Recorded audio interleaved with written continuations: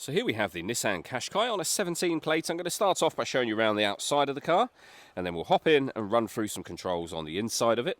From the outside you can see it's a 5-door car with alloy wheels and tinted windows. We're going to start off inside the boot first of all. As we approach the back of the car, you can see we have reversing sensors, plenty of boot space along with that 60-40 split folding rear seat, should you wish to increase this space even further.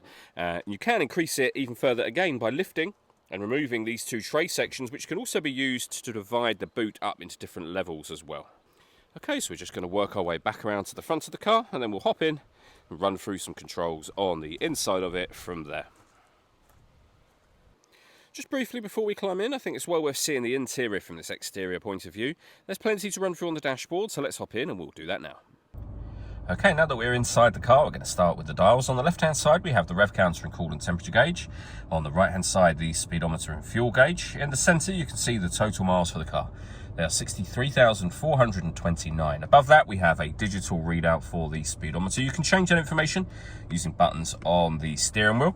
If we back out to the steering wheel, the button in question is just here. We have stereo controls there as well, cruise control and speed limiter on the right hand side, along with your phone controls.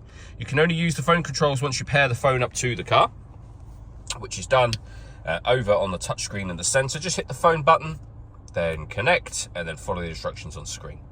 When it comes to music, we have AM, DAB and FM radio. We have CD player, Bluetooth audio and auxiliary input as well. This car's also got satellite navigation, which you can see just there, and a 360 parking camera. So on the left-hand side, we have a bird's eye view image of exactly where the car is parked right now.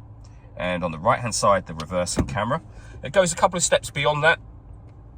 We get a front-facing camera and the bird's eye view, or a front-facing camera and the front near side wheel as well. Below that, we have dual zone climate control. You can adjust the passenger temperature, driver temperature.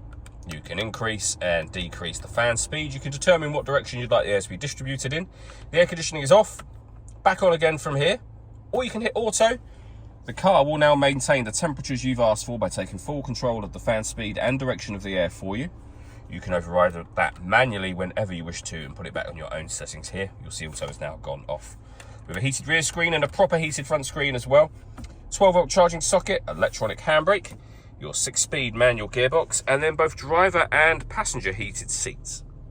The last thing I wanted to run through is the panoramic glass roof. So there's a sun blind that will open all the way to the back of the rear seats, as you can see, and that lets in a huge amount of extra light to the cabin area.